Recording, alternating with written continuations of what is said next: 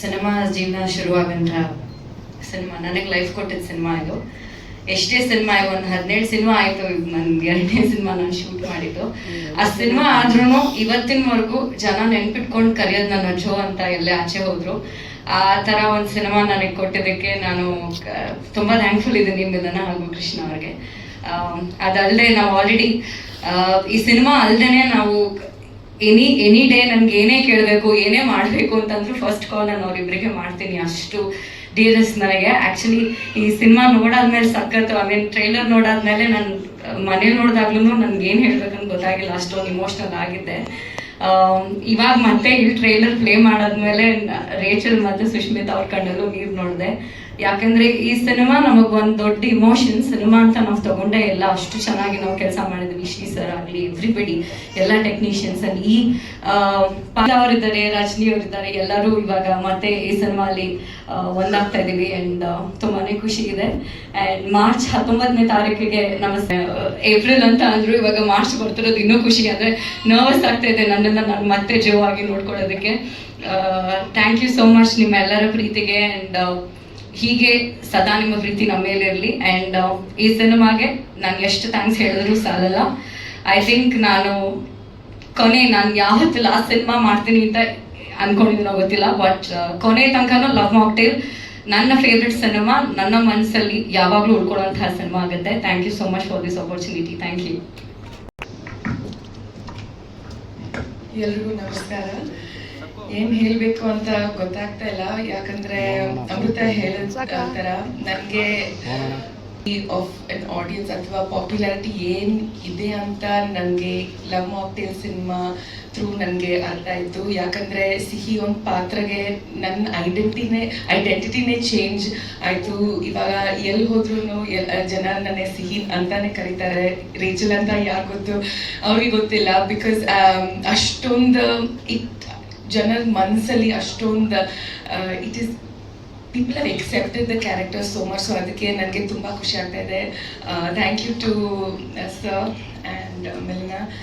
I think ನಮ್ಮ journey both professionally and personally I have seen so much growth. So ಅದಕ್ಕೆ ಅವರಿಬ್ಬರಿಗೆ ತುಂಬ thanks. And so ನನಗೆ love mocktail 3 trailer ನೋಡಿದ್ಮೇಲೆ ನನಗೆ ನಿಜವಾಗ್ಲೂ ಏನು ಹೇಳಬೇಕು ಅಂತ ನನಗೆ ಗೊತ್ತಾಗ್ತಾ ಇಲ್ಲ. Because it is sudden rush of emotions. It is a dream come true ನನಗೆ as an actor to be accepted in this industry. And ಈ ಟ್ರೇಲರ್ ನೋಡಿದ ಮೇಲೆ ನಂಗೆ ಗೊತ್ತಾಗ್ತಾ ಇದೆ ದಟ್ ನಮ್ಮ ಎಲ್ಲರೂ ಒಂದು ಫ್ಯಾಮಿಲಿ ಥರ ನಾವು ಈ ಸಿನಿಮಾ ಮಾಡಿದ್ದೀವಿ. we've never been treated as an equal in the sense that we've never been treated as actors, but we've been treated as family. Milana and Krishna have always made that possible. Milana and Krishna sir, the parents who have treated us like their own children. So hangagi we are grown as a family through these years. So I'm very very happy and thankful. So ivaga March 19th ಗೆ ನಮ್ಮ cinema release ಆಗ್ತಾ ಇದೆ. ಎಲ್ಲರೂ ದಯವಿಟ್ಟು theatre ಬಂದು ನಮ್ಗೆ support ಮಾಡಿ. I know there is a huge fan following for love mocktail. So ಹಾಗಾಗಿ ನೀವು ಎಲ್ಲರ ಬರ್ತೀರಾ ಅಂತ ಆ ಒಂದು ಕಾನ್ಫಿಡೆನ್ಸ್ ಇದೆ. So see you soon. Thank you. Thank you Rachel, thank you very much. Love mocktail 2 ಮಾಡಿದಾಗ ಎಲ್ಲ ಹೊಸಬ್ರ ಜೊತೆ ಹೇಗೆ ಮಾಡೋದು ತುಂಬ ಭಯ ಇತ್ತು. ಬಟ್ ಒಂದ್ಸತಿ ಶೂಟಿಂಗ್ ಸ್ಟಾರ್ಟ್ ಆದಮೇಲೆ ಗೊತ್ತಾಯಿತು ಲೈಕ್ ನಮಗೆ ಎಲ್ಲ ಲೈಕ್ ಫ್ಯಾಮಿಲಿ ಥರ ಟ್ರೀಟ್ ಮಾಡಿದ್ರು. ಇವತ್ತು ಕೂಡ ಲವ್ ಮಾಕ್ಟೇಲ್ ಒಂದು ಮೂವಿ ಏನೇ ಮಾಡಿದ್ರು ನಾವು ವಿ ಆರ್ ಫ್ಯಾಮಿಲಿ ಅಂತಲೇ ಹೇಳ್ಬೋದು. ಲವ್ ಮಾಕ್ಟೇಲ್ 2 ಮಾಡಿದಾಗ ನಮ್ಮದು ಮದುವೆ ಸೆಟ್ ಆಗಿತ್ತು. ಬಟ್ ಲವ್ ಮಾಕ್ಟೇಲ್ 3 ಮಾಡಿದಾಗ I was 6 months pregnant. But ನನಗೆಲ್ಲೂ ಶೂಟಿಂಗ್ ಟೈಮಲ್ಲಿ ಯಾವುದೇ ಥರ ಡಿಸ್ಕಂಫರ್ಟ್ ಆಗಿಲ್ಲ. ಅಷ್ಟು ಚೆನ್ನಾಗಿ ನೋಡಿಕೊಂಡ್ರು. ಜೊತೆಗೆ ಡೇಟ್ಸ್ ಕೂಡ ಅಷ್ಟೇ ನನಗೆ ಯಾವಾಗ ಕಂಫರ್ಟ್ ಲೈಕ್ ನಮ್ಮದು ಕಂಫರ್ಟಬಲ್ ಯಾವಾಗಿತ್ತು ಆ ಡೇಟ್ಸ್ನೇ ಅವರು ಸೆಲೆಕ್ಟ್ ಮಾಡಿಕೊಂಡು ಶೂಟ್ಗೆ ಕರೆದಿದ್ದು. First of all love mocktail 2 ಮಾಡಿದಾಗ ಎಲ್ಲರೂ 4 ವರ್ಷ ಆಗಿದ್ರು ಇವತ್ತು ಜಂಕಿ ಮೇಡಮ್ ಅಂತ ಕರೀತಾರೆ. ಅಷ್ಟು ರೆಕಗ್ನಿಷನ್ ಕೊಡ್ತು ಒಂದು ಲವ್ ಮಾಕ್ಟೇಲ್ 2. ಲವ್ ಮಾಕ್ಟೇಲ್ ಒಂದು ಬ್ರ್ಯಾಂಡ್ ಅಂತಲೇ ಹೇಳ್ಬೋದು. ಸೊ ಇವಾಗ ಲವ್ ಮಾಕ್ಟೇಲ್ 3ಯಲ್ಲೂ ನಾನಿದ್ದೀನಿ. ಅದಕ್ಕೆ all thanks to Krishna sir and Milana. ತುಂಬ ಖುಷಿ ಅನಿಸುತ್ತೆ. ಆದಷ್ಟು ಎಲ್ಲರೂ ನಮ್ಮ ಮಾಧ್ಯಮ ಮಿತ್ರರಿಗೂ ನಮಸ್ಕಾರ. ದೇವರು ಅಂತ ಹೇಳ್ಬೋದು. ಯಾಕೆಂದರೆ ನನ್ನ ಮೊದಲನೇ ಸಿನಿಮಾ ನಾನು ಎಲ್ಲೋ ಇದ್ದವನ್ನ ಗುರುತಿಸಿ ಕ್ರಿಸ್ಮಿ ಕೃಷ್ಣ ಮಿಲನ್ ಅವರು ಒಂದು ಚಾನ್ಸ್ ಕೊಟ್ಟು ನಂಬಿಕೆ ಇಟ್ಟು ಒಂದು ಸ್ಥಾನ ಕೊಟ್ಟು ಈಗ ಒಂದು ಜೀವನ ನಡೆಸ್ತಾ ಇದ್ದೀನಿ. ಅದಕ್ಕೆ ಕಾರಣ ಕೃಷ್ಣ ಮಿಲನ್ ಅವರೇ. ಅದಕ್ಕೆ ತುಂಬ ಥ್ಯಾಂಕ್ಸ್. ಇದುವರೆಗೂ ನನಗೆ ಯಾವ ವೇದಿಕೆ ಮೇಲೂ ಹೇಳೋಕ್ಕೆ ಚಾನ್ಸ್ ಸಿಕ್ಕಿರಲಿಲ್ಲ. ಇವತ್ತು ಅದನ್ನ ಹಂಚ್ಕೊತಾ ಇದ್ದೀನಿ. ನಾನು ಯಾವತ್ತೂ ಚಿರಋಣಿಯಾಗಿರ್ತೀನಿ ನಿಮ್ಮಿಬ್ಬರಿಗೂ.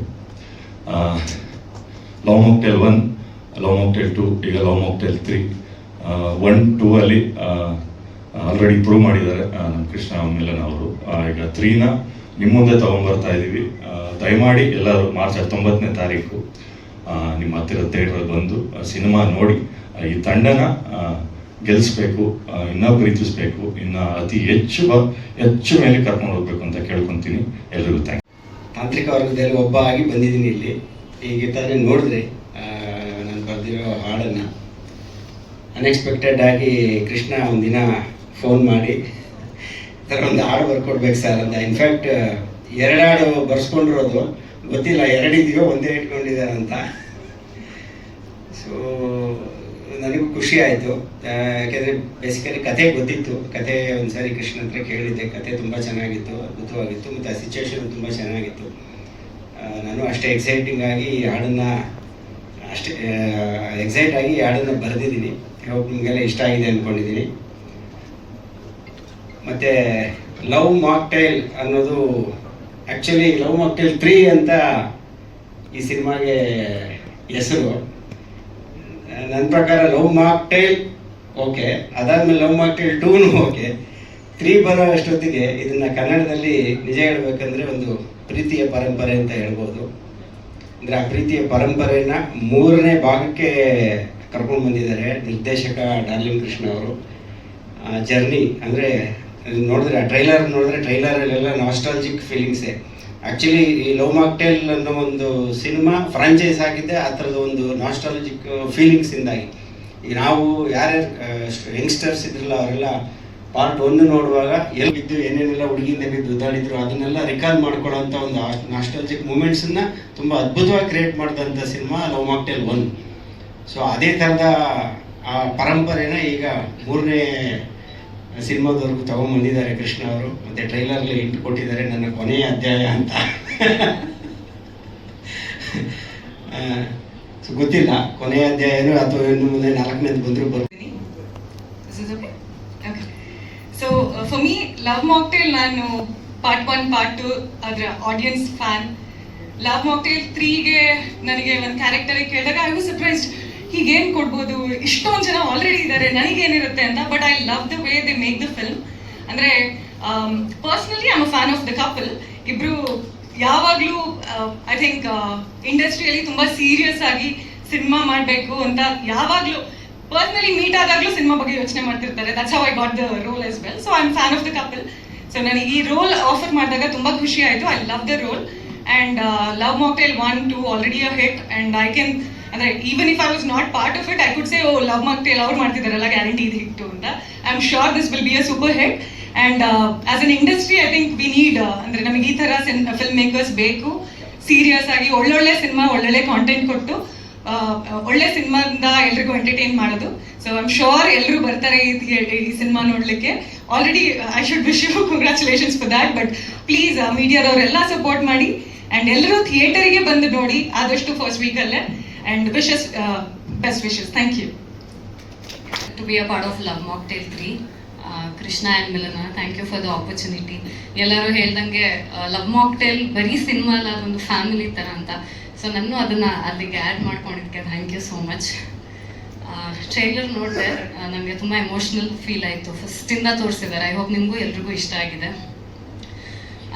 ಕೃಷ್ಣನ ನಾನು ಯಾವಾಗಲೂ ಆ್ಯಸ್ ಅನ್ ಆ್ಯಕ್ಟರ್ ಸ್ಕ್ರೀನ್ ಮೇಲೆ ನೋಡಿದ್ದೆ. ಆದರೆ first time as an actor and director ಒಟ್ಟಿಗೆ ನೋಡೋಕ್ಕೆ ನನಗೆ ಚಾನ್ಸ್ ಸಿಕ್ತು. ಆ್ಯಂಡ್ ಸಿನಿಮಾ ಮಾಡೋದ್ರ ಬಗ್ಗೆ ಇಫ್ ಯು ಆರ್ ಪ್ಯಾಷನೇಟ್, ಸಿಂಪಲ್ಲಾಗಿ ಹೆಂಗೆ ಸಿನಿಮಾ ಮಾಡೋದು ಅಂತ ನಾನು ಈ ಟೀಮ್ ನೋಡಿ ಕಲ್ತ್ಕೊಂಡಿದ್ದು. ಆ್ಯಂಡ್ ನಂಗೆ ಒಂದು ಒಳ್ಳೆ ರೋಲ್ ಕೊಟ್ಟಿದ್ದೀರಾ. Thank you so much. Part 1 part 2ಗೆ ಎಷ್ಟು ಪ್ರೀತಿ ತೋರಿಸಿದ್ದೀರಾ, ದಯವಿಟ್ಟು ಪಾರ್ಟ್ 3ಗೂ ಅಷ್ಟೇ ಪ್ರೀತಿ ತೋರಿಸಿ. Thank you. Thank you Rajani. So ಈಗ ನಾವು ಮತ್ತೊಬ್ರು ತಾರೆ ತಗೋತಾರೆ ಜನ. ಅಯ್ಯೋ ಇವರಿಗೆ ಇವನಿಗೆ ಕರ್ಕೊಂಡೋಗಿ ಶೂಟಿಂಗಿಗೆಲ್ಲ ಫಸ್ಟ್ ಟೈಮ್ ಫ್ಲೈಟ್ ಹಚ್ಚಿದೆ. ನಾನು ಫ್ಲೈಟೇ ನೋಡಿಲ್ಲ ಅಣ್ಣ, ತುಂಬ ಖುಷಿ ಆಯ್ತಣ್ಣ. ಆಯ್ತಪ್ಪ ಕರ್ಕೊಂಡು ಅಂಡಮಾನೆಲ್ಲ ತೋರಿಸ್ದೆ. ಅಣ್ಣ ಇಷ್ಟೆಲ್ಲ ಚೆನ್ನಾಗಿದೆ ಅಣ್ಣ, ನನ್ನ ಲೈಫಲ್ಲಿ ನೋಡಿ ನೀವು ಮರೆಯಲ್ಲ. ಆಯ್ತಪ್ಪ ಅದಾದ್ಮೇಲೆ ಕರ್ಕೊಂಡು ರಾಜಸ್ಥಾನ ಕರ್ಕೊಂಡೋದೆ, ಜೈಪುರ್ ಕರ್ಕೊಂಡೋದೆ, ಗುಜರಾತಲ್ಲಿ ಎಲ್ಲ ಕಡೆ ಶೂಟಿಂಗ್ ಮಾಡ್ತಾ ಇದ್ವಿ. ಅಂದರೆ ನನ್ನ ಕೆಲಸ ಮಾಡಿ ಕರ್ಕೊಂಡು ಹೋಗ್ತದೆ ಅಷ್ಟೇ. ನೀನಿಲ್ಲ ಶೂಟಿಂಗ್ ಕರ್ಕೊಂಡು ತೋರಿಸ್ತದೆ ಅಣ್ಣ, ಎಲ್ಲ ತೋರಿಸ್ತೀನಿ ಅಣ್ಣ. ಇಲ್ಲಿಂದ ಕಾಶ್ಮೀರ ಎಷ್ಟು ದೂರ ಅಣ್ಣ? ನಾನು ಏನಿಲ್ಲ ಕಣ, ಇಲ್ಲಿಂದ ಒಂದು 200 ಅವರ್ ಅಷ್ಟೇ.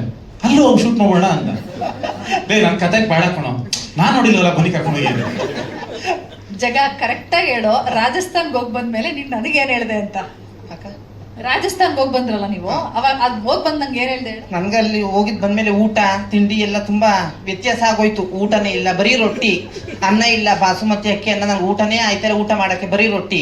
ಇಲ್ಲಿಗೆ ಬಂದ ತಕ್ಷಣ ಬೆಂಗಳೂರಲ್ಲಿ ಬೆಳಗ್ಗೆ ಎದ್ದು ಒಂದು ದೊಡ್ಡ ಗ್ಲಾಸ್ ಟೀ ಕಾಯಿಸ್ಕೊಂಡು ಕುಡ್ಕೊಂಡು, ಅಕ್ಕ ನನಗೆ ಸಮಾಧಾನ ಆಯ್ತು, ನಾನು ಹೊರಡ್ತೀನಿ ಊರಿಗೆ ಅಂದ್ಬಿಟ್ಟು ಹೊರಟ್ಬಿಟ್ಟೆ. ಆದ್ರೂ ರಾಜಸ್ಥಾನ ಅದನ್ನೆಲ್ಲ ನನಗೆ ಇವರೆಲ್ಲ ತೋರಿಸಿದ್ರು. ಅದನ್ನ ಮೊಬೈಲಲ್ಲಿ ವೀಡಿಯೋಗಳೆಲ್ಲ ಇಟ್ಕೊಂಡಿದ್ದೀನಿ, ಯಾವಾಗಲೂ ಅದು ನೋಡ್ಕೊಂಡು ಜ್ಞಾಪಿಸ್ಕೊತಾ ಇರ್ತೀನಿ. ಇನ್ನೊಂದ್ಸರಿ ಯಾವಾಗಾದ್ರೂ ಅಲ್ಲಿ ಹೋಗ್ಬೇಕಲ್ಲ, ಕೆಲಸಕ್ಕೆ ಅಂತ ಹೋಗಿದ್ದು, ಕೆಲಸ ಮುಗಿಸ್ಕೊಂಡು ಬಂದ್ವಿ, ಯಾವಾಗಾದ್ರೂ 2 ದಿನ ಇದ್ದು ಬರಕ್ ಹೋಗ್ಬೇಕಲ್ಲ. ಯಾಕೆ ನಾವು ಹಳ್ಳಿಯವರು, ಹಳ್ಳಿಲಿ ನಮ್ಮ ಜೀವನ ಎಲ್ಲ ಕಳೆದೋಯ್ತು ಅನ್ಕೊಂಡಿದ್ದೆ. ಅದನ್ನ ಕೃಷ್ಣ ಸರ್ ಕಳೆದೋಗಲ್ಲ, ನೀವು ಇನ್ನೂ ಮುಂದೆ ಹೋಗ್ಬೋದು ಅಂತ ತೋರಿಸಿದ್ದಾರೆ. ಅವ್ರನ್ನ ನಾನು ಯಾವತ್ತೂ ಮರೆಯಲ್ಲ. ಥ್ಯಾಂಕ್ಸ್ ಕಣ. ಇವಾಗ ಯಾವಾಗ ಕಾಶ್ಮೀರ್ ಕರ್ಕೊಂಡು ಹೋಗ್ತಿದ್ದೀರಾ, ನೇಪಾಳ ಕರ್ಕೊಂಡು ಹೋಗ್ತಾ ಇದ್ದೀರಾ? ಇಲ್ಲವ, ಆಮೇಲೆ ಇನ್ನೊಂದು ಯಾವುದೋ ಒಂದು ಸಾಂಗ್ ಯಾವುದೋ ನಾವೇನೋ ಫಾರಿನ್ ಎಲ್ಲ ಶೂಟ್ ಮಾಡ್ಬೇಕಿತ್ತಲ್ಲ, ಅಲ್ಲಿ ನಾನಿಲ್ವಣ ಅನ್ನ. ಇಲ್ಲ ಕಣನ್ನ, ನನಗೂ ಬರೆದ್ಬಿಟ್ಟು ನನ್ನ ಕರ್ಕೊಂಡೋಗಿ ಅಂತ. ಮೊದಲೇ ನಮ್ಗೆ ದಿಲೀಪ್ ಸರ್, ಶಶಾಂಕ್ ಸರ್ ಹೇಳಿದಂಗೆ ನಾನು ತುಂಬಾ ಇಂಟೆಲಿಜೆಂಟ್ ಆಗಿ ಸಿನಿಮಾ ಮಾಡೋನು, ಸುಮ್ಮನೆ ಎಲ್ಲ ಕರ್ಕೊಂಡು ಹೋಗಲ್ಲ. ನೆಕ್ಸ್ಟ್ ನೀವು ಮಾಡಿದಾಗ ಸರ್ ಲೊಕೇಶನ್ ಇದನ್ನ ಆಯ್ಕೆ ಮಾಡ್ಕೊಳ್ಳಿ ಅಲ್ವಾ? ಅದ್ಭುತವಾಗಿ ಆಕ್ಟ್ ಮಾಡಿದ್ದಾನೆ ಸಿನಿಮಾದಲ್ಲಿ. ಇನ್ಫ್ಯಾಕ್ಟ್ ಯಾರ್ಯಾರು ಸಿನಿಮಾ ನೋಡಿದ್ರು, ಯಾರು ಗುರು ಎಲ್ಲಿಂದ ಹಿಡ್ಕೊಂಬೋದಿರಿ ಅಂದ್ರು. ಸೊ ಆ ಥರ ಅಂದರೆ ನಿಮಗೆ ತುಂಬ ನಗಿಸ್ತಾರೆ, ಅಷ್ಟೇ ಎಮೋಷನಲ್ ಮಾಡ್ತಾರೆ ಸಿನಿಮಾದಲ್ಲಿ. ಅದನ್ನ ಬಹುಶಃ ಸಿನಿಮಾ ರಿಲೀಸ್ ಆದ್ಮೇಲೆ ನೆಕ್ಸ್ಟ್ ಪ್ರೆಸ್ ಮೀಟ್ ಮಾಡಿದಾಗ ನೀವೇ ಹುಡ್ಕೊಂಡು ಬನ್ನಿ ಅಂತ ನೀವೇ ಇವ್ರನ್ನ ಬಿಡಲ್ಲ, ಆ ರೇಂಜಿಗೆ ಪರ್ಫಾರ್ಮ್ ಮಾಡಿದ್ದಾರೆ. ಡೈಲಾಗ್ ಏನಾದ್ರು ಒಂದು ನಮಗೋಸ್ಕರ? ಮೀಡಿಯಾ ಯಾರೆಲ್ಲ ಬಂದಿದ್ದೀರಾ ಟೈಮ್ ಮಾಡ್ಕೊಂಡು, ಥ್ಯಾಂಕ್ ಯು ಸೋ ಮಚ್. ನಾನು ಮೊದಲನೇದಾಗಿ ಟ್ರೇಲರ್ ಬಗ್ಗೆ ಮಾತಾಡ್ತೀನಿ, ಸಿನಿಮಾ ಟ್ರೇಲರ್ ಬಗ್ಗೆ. ಯಾಕಂದರೆ ಟ್ರೇಲರ್ ಮಾಡಲ್ಲ ಅಂತಿದ್ರು ಕೃಷ್ಣ, ಬಟ್ ಏನಕ್ಕೆ ಟ್ರೇಲರ್ ಮಾಡಲ್ಲ ಅಂತಂದರೆ ಅದಕ್ಕೆ ರೀಸನ್ನು ಬಿಕಾಸ್ ಲವ್ ಮಾಕ್ಟೇಲ್ ಒಂದು ಫ್ರಾಂಚೈಸಿ ಆ್ಯಂಡ್ ಟ್ರೇಲರ್ ಯೂಶ್ವಲಿ ಸಿನಿಮಾಗಳಿಗೆ ಏನಕ್ಕೆ ಮಾಡ್ತಾರೆ ಅಂದರೆ it's like an invitation to a film. So ಹಾಗಾಗಿ ಟ್ರೇಲರ್ ನೋಡಿ ಸಿನಿಮಾ ಏನಿದೆ ಅಂತ ಅರ್ಥ ಮಾಡ್ಕೊಂಡು ಏನು ಫ್ಲೇವರ್ ಇದೆ ಅಥವಾ ಹೆಂಗಿದೆ ಲುಕ್ ಆ್ಯಂಡ್ ಫೀಲ್ ಅಂತ ನೋಡ್ಕೊಂಡು ಸಿನಿಮಾ ಬರೋರಿಗೆ ಟ್ರೇಲರ್ ಮಾಡೋದು. ಬಟ್ ಲವ್ ಮಾಕ್ಟೇಲ್, ಹಾಯ್ ಬರೀ, ಲವ್ ಮಾಕ್ಟೇಲ್ 1 and 2 ಎಸ್ಪೆಷಲಿ ಇವಾಗ ಕಟ್ ಮಾಡಿರೋಂತಹದ್ದು it's a recap, more of a recap trailer ಅನ್ನೋದಕ್ಕಿಂತ. ಯಾಕಂದ್ರೆ ಸಿನಿಮಾ ಥಿಯೇಟರ್ಗೆ ಬಂದು ಜನ ನೋಡಿದಾಗ ಅಲ್ಲಿರುವಂಥ ಎಲಿಮೆಂಟ್ಸ್ ಅಥವಾ ಸರ್ಪ್ರೈಸಸ್ ಜನಕ್ಕೆ ಫೀಲ್ ಆಗಲಿ ಅನ್ನೋ ಒಂದೇ ಕಾರಣ, ಬಿಟ್ಕೊಡ್ಬಾರ್ದು ಅನ್ನೋದು. Definitely that is one of the reasons trailer cut ಮಾಡಿಲ್ಲ.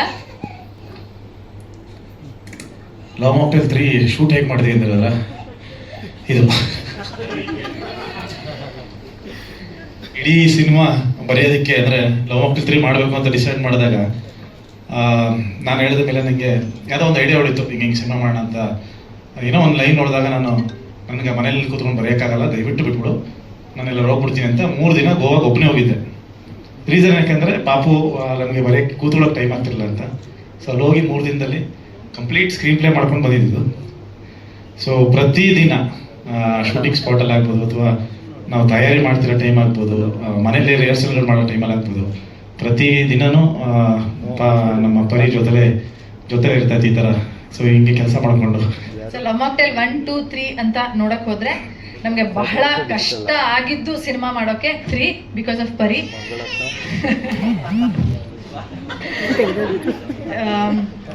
ಪರಿ 6-7 months ಇದ್ದಾಗ ಬಹುಶಃ ನಾವು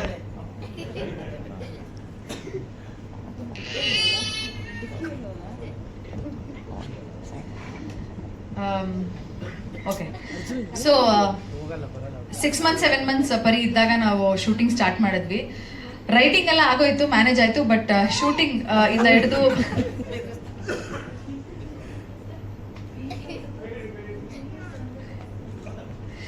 ಸೊ ನಮಗೆ ಶೂಟಿಂಗ್ ಕೂಡ ಹಿಂಗೆ ಇತ್ತು. ಇಷ್ಟೇ ಡಿಸ್ಟರ್ಬಿಂಗ್, ಇವಾಗ ಏನು ನಡೀತಿದೆ ಇಷ್ಟೇ ಡಿಸ್ಟರ್ಬಿಂಗ್ ಆಗಿತ್ತು. ಬಟ್ ಎನಿವೆ ಸಿನಿಮಾ ಮಾಡಬೇಕು ಅಂತಲೇ ಹೊರಟ ಮೇಲೆ ಮಳೆ ಏನು ಚಳಿ ಏನು ಅಂತ. ಬಟ್ ಈ ವಿಚಾರದಲ್ಲಿ ನಾನು ಫಸ್ಟ್ ಥ್ಯಾಂಕ್ಸ್ ಅವಶ್ಯಕತೆ ಇಲ್ಲ ನಮ್ಮ ತಂದೆ ತಾಯಿ, ಬಟ್ ಇಡೀ ಸಿನಿಮಾ ಮಾಡ್ಬೇಕಾದ್ರೆ ನಮ್ಮ ತಂದೆ ತಾಯಿ, ಕೃಷ್ಣ ಅವರ ತಾಯಿ ಬಂದಿದ್ದಾರೆ, ನಮ್ಮ ಜೊತೆಗೆ ನಿಂತಿದ್ದಾರೆ. I would like to thank them first.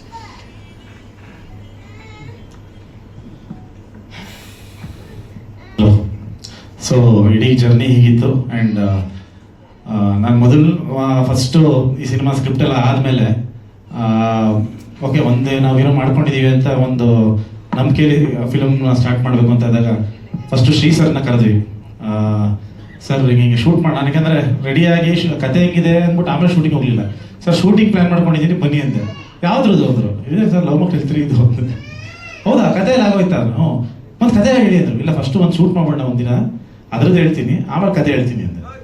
So ಫಸ್ಟೊಂದು ಅದನ್ನು ಶೂಟ್ ಮಾಡಿ ಅದಾದಮೇಲೆ ನೆಕ್ಸ್ಟ್ ಕಂಟಿನ್ಯೂಸ್ ಆಗಿ ನಾವು ಶೂಟ್ ಮಾಡ್ಕೊಂಡು ಹೋಗಿದ್ದು. ಅವ್ರಿಗೇನಂದ್ರೆ ಫಸ್ಟು ಭಯ, ಏನು ಮಾಡ್ಬಿಟ್ಟಿರ್ತಾರೆ ಅಂತ. ಫಸ್ಟ್ ಹಿಂಗೆ ಕತೆ ಕೇಳಿದ್ರು ಅಂದರೆ ಫುಲ್ಲು ಹಿಂಗೇ ಇದ್ರು. ಅದಾದಮೇಲೆ ಕತೆ ಎಲ್ಲ ಹೇಳಿದ್ಮೇಲೆ ವಾ ಇದು ಹಬ್ಬ ಅಂದರು. ಇದ್ಯಾಕೆ ಸರ್ ಹಿಂಗಂತ ಇದ್ದೀರಾ ಅಂತ. ಇಲ್ಲ ಟೆನ್ಷನ್ ಆಗ್ಬಿಟ್ಟಿದೆ. ಯಾಕೆ? ಇಲ್ಲ ಏನೇನೋ ಮಾಡ್ಬಿಟ್ಟಿದ್ರೆ ನೀವು ಅಂದರು. ಸರ್ ಏನೇನೋ ಯಾಕೆ ಸರ್ ಮಾಡ್ತೀವಿ, ಪಿಕ್ಚರ್ ಚೆನ್ನಾಗಿ ಮಾಡಬೇಕು ಅಂತ ಮಾಡೋದು ಅಂದರು. ಇಲ್ಲ ಭಯ ಇತ್ತು ಅಂದರು. ಸೊ ಅದೇ ಭಯ ಆ್ಯಕ್ಚುಲಿ ತುಂಬ ಜನಕ್ಕಿತ್ತು. ಅಂದರೆ ಯಾಕಂದರೆ ಪಾರ್ಟ್ 1 ತುಂಬ ಇಷ್ಟಪಟ್ಟಿರ್ತಾರೆ. ಸೊ ಪಾರ್ಟ್ 2 ಮಾಡಿದಾಗಲೇ ಹಾಳು ಮಾಡ್ಬಿಟ್ರೆ ಅನ್ನೋದೊಂದಿರುತ್ತೆ. ಸೊ ಪಾರ್ಟ್ 3 ಅಂತ ಮಾಡ್ತಿದ್ದೀವಿ ಅಂದಾಗ ಇನ್ನೂ ಮತ್ತೆ ಹಾಳು ಮಾಡ್ಬಿಟ್ರೆ ಅನ್ನೋದೊಂದು ಟೆನ್ಷನ್ನು ಆ ಫ್ರಾಂಚೈಸಿನ ಯಾರ್ಯಾರು ಇಷ್ಟಪಟ್ಟಿದ್ರು ಅದು ಎಲ್ಲರಿಗೂ ಇರುತ್ತೆ. ಸೊ ಬಟ್ ಭಾಳ ಜವಾಬ್ದಾರಿಯಿಂದ, ಭಾಳ ಪ್ರೀತಿಯಿಂದ, ತುಂಬ ತಲೆ ಕೆಡಿಸ್ಕೊಂಡು ತುಂಬ ಅದ್ಭುತವಾಗಿ ಬಂದಿದೆ. ಫೈನಲ್ ಏನು ಔಟ್ಪುಟ್ ಇದೆಯಲ್ಲ ತುಂಬ ಅದ್ಭುತವಾಗಿ ಬಂದಿದೆ. ನನಗೆ ಐ ಥಿಂಕ್ ತುಂಬ ಸ್ಯಾಟಿಸ್ಫೈ ಆಗಿದೆ. ಆ್ಯಂಡ್ ಹೊಸ ಕ್ಯಾಸ್ಟ್ ಬಗ್ಗೆ ಆಮೇಲೆ ಮಾತಾಡ್ತೀನಿ. ಆ್ಯಂಡ್ ಆಗಲೇ ಫಸ್ಟು ಅಮೃತ ಬಂದು ಮಾತಾಡಿದ್ರು.